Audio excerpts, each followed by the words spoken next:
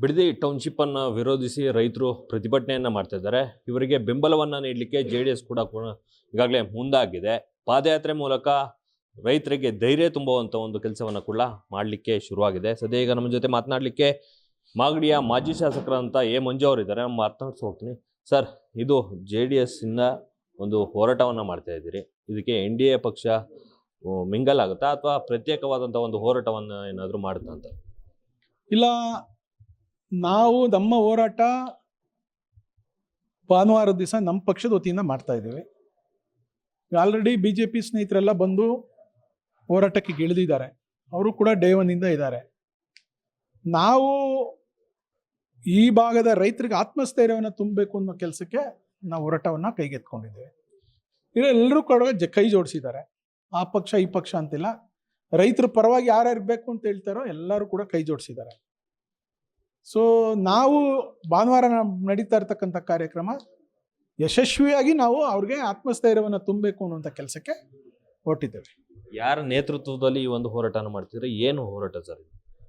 ನಿಖಿಲ್ ಕುಮಾರಸ್ವಾಮಿ ಅವರ ನೇತೃತ್ವದಲ್ಲಿ ದೇವೇಗೌಡ ಅಪ್ಪಾಜಿ ಹೇಳಿದ್ದಾರೆ, ಕುಮಾರಸ್ವಾಮಿ ಅವರು ಹೇಳಿದ್ದಾರೆ, ರೈತರಿಗೆ ಧೈರ್ಯ ಹೇಳಿ, ರೈತರು ಅಧೈರ್ಯ ಆಗಬಾರ್ದು. ಇವ್ರು ಏನೇನೋ ಸುಳ್ಳುಗಳು ಹೇಳ್ಕೊಂಡು ಬರ್ತಾ ಇದ್ದಾರೆ ಕಾಂಗ್ರೆಸ್ನವರು. ಆ ಸುಳ್ಳುಗಳನ್ನ ತಿಳಿ ಹೇಳಿ, ಎದುರ್ಕೋಬೇಡಿ ಅಂತೇಳಿ, ನಾನು ಯಾವ ಸಂದರ್ಭಕ್ಕಾದರೂ ನಿಮ್ಮ ಜೊತೆ ನಿಲ್ತೀನಿ ಅನ್ನುವಂಥ ಮಾತನ್ನು ನೀವು ಕುಮಾರಸ್ವಾಮಿಯವರು ಮಂಜು ಅವರು ಹೋಗಿ ಹೇಳಬೇಕು ಅಂತೇಳಿ ನಿಮ್ಮ ಜೊತೆ ನಮ್ಮೆಲ್ಲ ನಾಯಕರುಗಳನ್ನ ಕಳಿಸ್ಕೊಡ್ತಾ ಇದ್ದೀವಿ ಅಂತೇಳಿ ಅವ್ರ ಆದೇಶದ ಮೇಲೆ ಮಾಡ್ತಾ ಇದ್ದೀವಿ. ಸರ್, ಈಗ ಪಾದಯಾತ್ರೆಯನ್ನು ಮಾಡಲಿಕ್ಕೂ ಕೂಡ ಮುಂದಾಗಿದ್ದೀರಿ. ಎಲ್ಲಿಂದ ಎಲ್ಲಿವರೆಗ ಎಷ್ಟು ಕಿಲೋಮೀಟ್ರು? ಅಂಚೀಪುರದಿಂದ 9 ಗಂಟೆಗೆ ಶುರುವಾದರೆ ಈ ಪಾದಯಾತ್ರೆ ಸುಮಾರು 6-6:30ವರೆಗೂ ಹೊಸೂರವರೆಗೂ ಮಾಡ್ತೀವಿ. ಅದು ಮೊದಲನೇ ದಿವಸ ಒಂದು 10 ಗ್ರಾಮಗಳನ್ನ ಮುಟ್ಟುವಂಥ ಕೆಲಸ ಮಾಡ್ತೀವಿ. ಪ್ರತಿ ಗ್ರಾಮದಲ್ಲಿ ಹೆಜ್ಜೆ ಹಾಕ್ತೀವಿ. ತೋಟ ತುಡಿಕೆಗಳನ್ನು ನೋಡುವಂಥದ್ದು, ಅವರ ಕಷ್ಟ ಸುಖ ಕೇಳೋದು, ಅವರಿಗೆ ಆತ್ಮಸ್ಥೈರ್ಯವನ್ನು ತುಂಬೋದು, ಇವೆಲ್ಲ ಇದರಲ್ಲಿ ಒಳಗೊಂಡಿರ್ತದೆ. ಸರ್, ಈಗ ಬಾಲಕೃಷ್ಣ ಅವರು ಕೂಡ ಹೇಳ್ತಿರ್ತಕ್ಕಂಥದ್ದು 80% ಜನ ಒಪ್ಪಿಗೆ ಕೊಟ್ಟಿದ್ದಾರೆ. ಈ ಬಗ್ಗೆ ಚರ್ಚೆ ಮಾಡ್ಲಿಕ್ಕಾದ್ರೆ ನಾನು ರೆಡಿ ಇದ್ದೀನಿ, ಯಾರಾದರೂ ಬಂದು ಟೈಮನ್ನು ಕೊಡ್ಬೋದು ಅಥವಾ ಎಲ್ಲಿಗೆ ಬರ್ತಾರೆ ಅಂತ ಹೇಳಿದ್ರೆ ನಾನು ಕೂಡ ಬರ್ತೀನಿ ಅಂತ. ಖಂಡಿತ ನಿಮ್ಮ ಚಾನಲ್ಗೆ ಕರೀರಿ, ಬಾಲಕೃಷ್ಣ ಅವ್ರನ್ನೂ ಕರೀರಿ, ನನ್ನೂ ಕರೀರಿ. ಅವರು ದಾಖಲೆ ಸಮೇತ ತರಲಿ, ನಾನು ದಾಖಲೆ ಸಮೇತ ಬರ್ತೀನಿ. ಚರ್ಚೆ ಮಾಡೋಣ. ನಾನು ಸಿದ್ಧ ಇದ್ದೇನೆ. ಚರ್ಚೆಗೆ ಕರೆದ್ಬಿಟ್ಟು 144 ಸೆಕ್ಷನ್ ಹಾಕಿ ಹತ್ತಿಕ್ಕೋ ಕೆಲಸ ಬೇಡ, ಹೇಳ್ಬಿಡಿ. ಸರ್, ಇದಲ್ದಲೆ ಸಾಕಷ್ಟು ಹೋರಾಟಗಳನ್ನ ಮಾಡ್ತಾ ಇದ್ದೀರಾ. ಈ ಒಂದು ಕೂಗು ಸರ್ಕಾರ ಕೇಳಿಸ್ತಿಲ್ವಾ ಅಂತ? ಕೇಳಿಸ್ತಾ ಇಲ್ಲ. ಇದು ದಪ್ಪ ಚರ್ಮದ ಸರ್ಕಾರ. ನಿಜವಾದ ಅವ್ರ ರೈತರ ಮಕ್ಕಳು, ರೈತರ ಬಗ್ಗೆ ಕಾಳಜಿ ಇದೆ.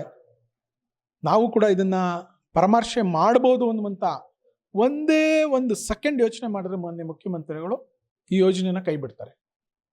ಅವರು ಸುತ್ತ ಇರೋರೆಲ್ಲರೂ ಅವ್ರಿಗೆ ಇದನ್ನೇನೋ ಅಂತೇಳಿ ನಾವು ಕೈ ಬಿಟ್ಬಿಟ್ರೆ ನಾವು ಅವಮಾನ ಆಗೋಗ್ತೀವಿ ಅಂತನೋ, ಇಲ್ಲ ನಾವು ಇದರಲ್ಲಿ ಡಿಫೀಟ್ ಆಗ್ತೀವಿ ಅಂತನೋ, ಅದರ್ವೈಸು ಈ ಯೋಜನೆ ಕುಮಾರಸ್ವಾಮಿಯವರ ಮುಖಕ್ಕೆ ಮಸಿ ಬೆಳಿಬೇಕು ಅನ್ನುವಂಥ ಇದು ಯೋಜನೆ ಆಗಬೇಕು ಅಂತನೋ, ಅದು ಯಾವ ರೀತಿ ಇದನ್ನು ಚಾಲೆಂಜ್ ಆಗಿ ತೊಗೊಂಡವರು ಅಂತ ನಮಗಂತೂ ಗೊತ್ತಿಲ್ಲ.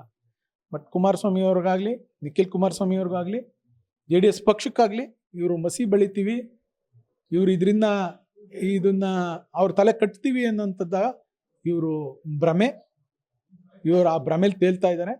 ಇವೆಲ್ಲೂ ಕೂಡ ಒಂದು fine day it will come out.